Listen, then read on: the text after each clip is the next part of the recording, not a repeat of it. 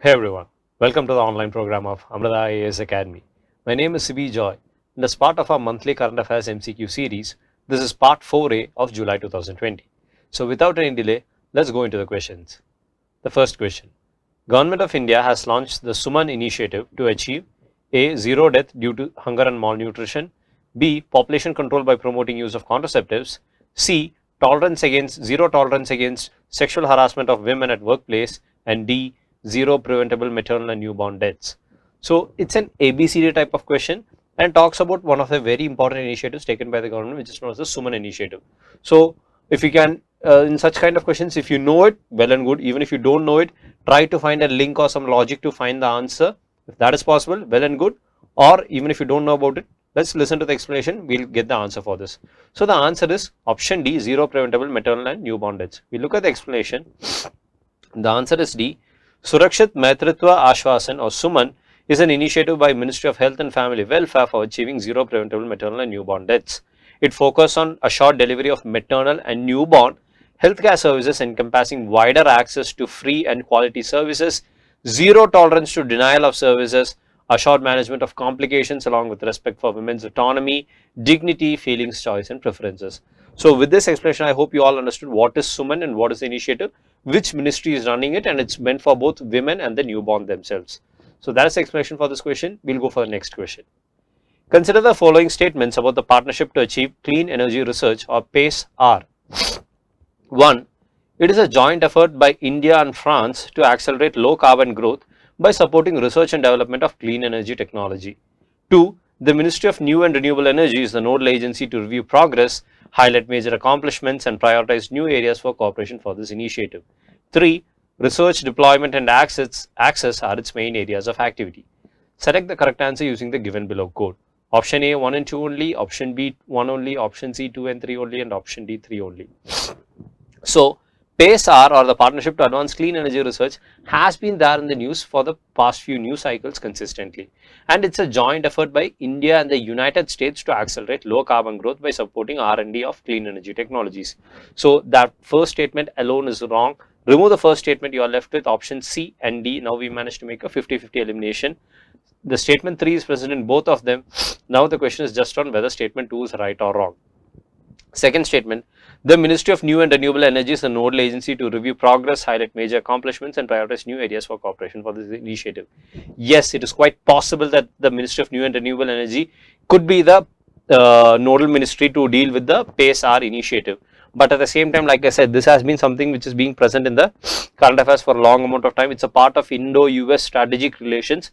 It is not the Ministry of New and Renewable Energy, but rather it's the Ministry of Science and Technology. So the second statement is wrong. The answer is option D, 3 only. Let's look at the explanation. The answer is D.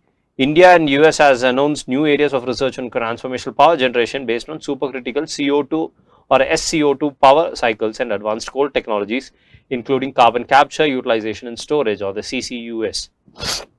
Statement 1 is not correct because in November 2009, US and India launched the Partnership to Advance Clean Energy PACE, which is working to accelerate inclusive low carbon growth by supporting R&D of clean energy technologies. The second statement is not correct because under the US-India Partnership to Advance Clean Energy Research or PACE-R, the US Department of Energy and the Indian Ministry of Science and Technology collaborate to review progress, highlight major accomplishments and prioritize new areas for cooperation. So it's not the Ministry of New and Renewable Energy, but rather it's the Ministry of Science and Technology. The third statement, PACE is the core mechanism of the bilateral energy R&D collaboration between the US and India. Since its launch, the countries have agreed to expand the initiative, which has three main areas of activity: research, that is PACE-R, deployment PACE-D, and access PEACE. So this is the explanation for the PACE-R initiative and what is PACE and what are the major departments and the countries involved in this initiative. So that is all for this explanation. Let's go for the next question. Consider the following statements about the Tangams. 1. This ethnic tribe is concentrated in a few villages of Ladakh. 2. Their oral language, which belongs to the Tani group, is marked as critically endangered as per the UNESCO World Atlas of Endangered Languages. Which of the above mentioned statements are correct? Option A 1 only, option B 2 only, option C both 1 and 2, and option D none of the above. So this talks about the theme is about Tangams or a specific tribe, and there are two statements. The first statement is this tribe is concentrated in a few villages of Ladakh. The second is it is a critically endangered language based upon the UNESCO's World Atlas. So looking at this was there in the news recently. So it's going to be a bit hard for us to remember all the places where the tribes are located, but it is of the importance that certain tribes we need to understand where they are located or where the possibility is there. So in this case, the Tangam tribe is not located in the villages of Ladakh, but rather in the villages of Arunachal Pradesh. So taking that into account, I can say the first statement is wrong. First statement is wrong. Option A and C gets eliminated. Option B, 2 only, or option D, none of the above is present. So we managed to make a 50-50 elimination. The second statement seems to be right because these tribal languages are highly critically endangered, and the Tangams are something which was present in the news, which had a critically endangered language which was not spoken by many people. So taking that into account, I can say the option B, 2 only, is the right answer. So let's look at the explanation. The answer is B. Statement 1 is not correct because the Tangams are a little known community within the larger Adi tribe of Arunachal Pradesh and reside in the hamlet of Kuging in Upper Siang district, Paindam Circle. Statement 2 is correct because as per the UNESCO World Atlas of Endangered Languages of 2009, Tangam, a oral language that belongs to the Tani group under the Greater Tibeto-Burman language family, is marked as critically endangered. So Tangam is a critically endangered language, and there are also a very little community of tribal people known within the larger Adi tribe of Arunachal Pradesh. So that is the explanation for this question. Let's go for the next question. Question number 4. Consider the following statements about the operation Save Kurma. 1. It was conducted to combat the proliferating illegal trade in live turtles and its parts from the country to destinations abroad. 2. It was conducted by the conventional international trade in endangered species of wild fauna and flora, that is CITES, in collaboration with the non-governmental organization Turtle Survival Alliance. Which of the above mentioned statements are correct? Option A, 1 only, option B, 2 only, option C, both 1 and 2, and option D, none of the above. So there is an explanation. So looking at this question, I would say that the first statement, it was conducted to combat the proliferating illegal trade in live turtles and its parts from the countries to destination abroad. Yes, that is the idea behind Operation Save Kurma. This is something which was been there in the news recently, and it has been grabbing worldwide attention on its ability to combat the poaching of turtles. But the second statement, it is not conducted by CITES in collaboration with the non-governmental organization Turtle Survival Alliance. CITES is not involved in this program. Rather, there is another agency known as the Wildlife Crime Control Bureau, which is being involved in this. So the second statement is wrong. The first statement is right. The answer would be option A, 1 only. Let's look at the explanation. The answer is A. Statement 1 is correct because Operation Save Kurma was conducted to combat the proliferating illegal trade in live turtles and its parts from the country to destinations abroad. The minister pointed out that the operation was also aimed to invite attention of the enforcement agencies towards such illegal trade. Tortoises are the land-dwelling shell reptiles. Turtles are the aquatic ones which come ashore to lay eggs. Both are collectively referred to as kurma. The second statement is not correct because it is under the operation the Wildlife Crime Control Bureau of India, that is the WCCB, works in close collaboration with the regional law enforcement agencies, including the West Bengal Criminal Investigation Department, State Police and the Forest Department, the Special Task Force of the Uttar Pradesh Police Department, the Karnataka Forest and Police Departments, and the Maharashtra and Rajasthan Forest Departments. They are the ones who are involved in this project of Operation Save Kurma. And the non-governmental organization Turtle Survival Alliance also played a significant role in rehabilitation of the seized turtles and tortoises. And the Indian law enforcement operation seizes nearly 16,000 tortoises and turtles and arrested nearly 55, which was recognized by CITES Secretary General's Certificate of Commendation. That is the reference with CITES with regards to Operation Save Kurma and the major agencies involved and where it is being done. So that is the explanation for this question. Let's go for the next question. In context of the multidimensional poverty index of MPI, consider the following statements. It identifies multiple deprivations at the household and individual level in health, education and standard of living. 2. It is released annually by the Oxford Poverty and Human Development Initiative OPHI and the United Nations Development Programme. Choose the correct code. Option A 1 only, option B 2 only, option C both 1 and 2, and option D none of the above. So multidimensional poverty index is something that has been frequently there in the news. There has been much discussion about it on how to improve the MPA level in our country, how to ensure that the multidimensional poverty is being tackled. So taking that into account, I can say the first statement is right because it does identify multiple deprivations at the household at the individual level in various sectors like health, education and standard of living. The second statement too, it is published by the United Nations Development Programme and also by the Oxford Poverty and Human Development Initiative. So both of the statements are correct in this context. I would go with the answer option C. Let's look at the explanation. The answer is C. Statement 1 is correct because the MPI identifies multiple deprivations at the household and individual in health, education and standard of living. The second statement is also correct because the Global Multidimensional Poverty Index (MPI) is released annually by the Oxford Poverty and Human Development Initiative (OPHI) and the UNDP, and it uses health, education, and the standard of living indicators to determine the incidence and intensity of poverty experienced by a population. So this mainly used to calculate the poverty and the percentage of poverty-ridden population in a country, and it's being published by the UNDP and the OPHI. And what are the major? It looks at both the household and the individual level. So that is the explanation for this question. Let's go for the next question. What is BlackRock sometimes seen in news? A. Arab's first Mars mission, B. Meteorite, C. Malware, and D. Cryptocurrency. So it's a ABC type of question. It's going to be a bit hard for us to find the answer if we are not very much aware about it. But in this case, I can say that it's option C, malware, because this was present in the news consistently due to the very frequent malware attacks that was being done by BlackRock. So the name for that malware is BlackRock, and please understand this BlackRock seen news is mainly a malware. That is option C. We'll look at the explanation. The answer is C. The malware that goes by the name BlackRock comes with data theft capabilities. A report from ZDN Net stated. BlackRock malware functions just like any other Android malware. According to researchers at Threat Fabric, this malware is based on the leaked source code of another malware strain, Xerxes, which in turn is based on other malware strains. The report suggests that the malware steals login credentials, including username and password, and sends prompt to users to enter payment credit card details. The Trojan collects the data through a technique called the overlays. It basically detects when a user interacts with a legitimate app and places a fake window on top that asks for login and credit card details before the user enters the actual app. So that is the explanation for this question. I hope you understand that BlackRock is a malware and it is mainly used to data theft capabilities. It has that data theft capability and can collect the data of your payment and your credit card details. So that is the explanation for this question. Let's go for the next question. Consider the following statements about the Delimitation Commission. 1. Both Parliament and States legislative assemblies can enact laws for delimitation after every census. 2. It is a powerful independent body whose orders cannot be challenged in any court of law. 3. Its main task is to redraw the boundaries of the various assembly and Lok Sabha constituencies based on the recent census. Select the correct answer using the given below code. Option A 1 and 2 only, option B 1 only, option C 2 and 3 only, and option D 3 only. So looking at this about the Delimitation Commission, we'll be learning about that as part of our polity syllabus for your both civil services, prelims and mains examination.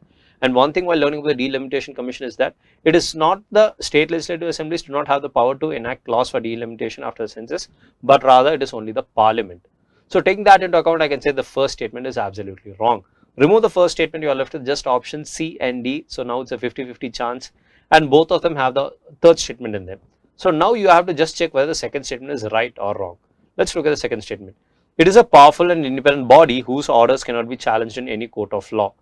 Yes, we'll be learning about the various bodies and whether they can be brought under the ambit of the judiciary or not. The Delimitation Commission is a powerful and independent body whose orders cannot be challenged in a court of law.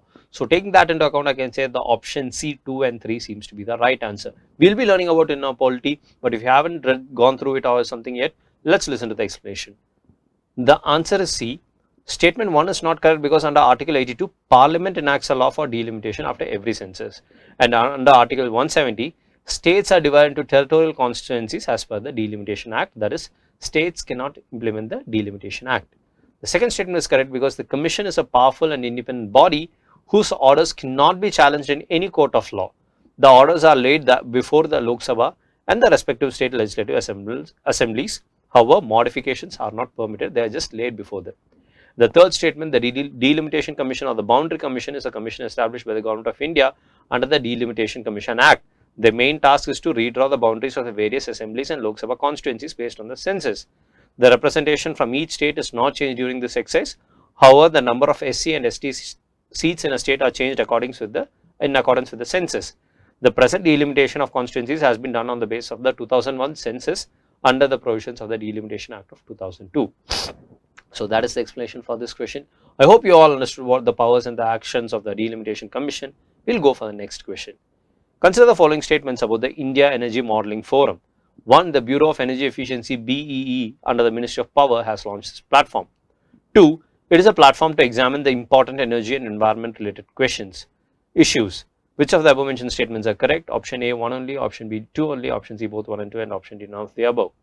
So looking at this India Energy Modeling Forum, I can definitely say the first statement is wrong because it's not the Bureau of Energy Efficiency, BE under the Ministry of Power which has launched this platform, because this has been present in the news with regards to what the idea is. It's more towards the achieving of the sustainable development goal. So taking that into account, I can say it's not the BE which is involved in this initiative. So let's remove the first statement. You are left with only the second statement. And now then, if you check your options, option A and option C gets eliminated. You are left with just option B 2 only and option D none of the above. It's a 50-50 chance. Looking at this, I can say the second statement seems to be right, and I would go with option B 2 only. So in many cases, even though you may not be aware of it, just see whether there is logic to the statement and to the demand of the question. If there does seem to be some logic and demand to the question, go for it. Let's look at the explanation. The answer is B. Statement 1 is not correct because the sustainable growth pillar is an important pillar of the India-US Strategic Energy Partnership, which is co-chaired by Niti Aayog and the USAID. The sustainable growth pillar entails energy data management, energy modeling, and collaboration on low carbon technology as its main activities. In a joint working group meeting of the sustainable growth pillar on July 2nd, 2020, the new forum known as the India Energy Modeling Forum was launched. So that's why the statement 1 is wrong. The second statement, what this forum aims to provide is a platform to examine important energy and environment related issues, inform decision making process to the Indian government, improve cooperation between modeling teams, government and knowledge partners or funders, facilitate exchange of ideas, ensure production of high quality studies, identify knowledge gaps at different levels and across different states, and build capacity of different Indian institutions. So that is the idea behind the Indian Energy Modeling Forum. So please understand who are the main entities involved in this forum and what is its main objectives and principles. So that is the explanation for this question. Let's go for the next question. Question number 9. Consider the following statements about the contempt of the court. 1. The Constitution of India empowers only the Supreme Court to punish people for contempt of courts. 2.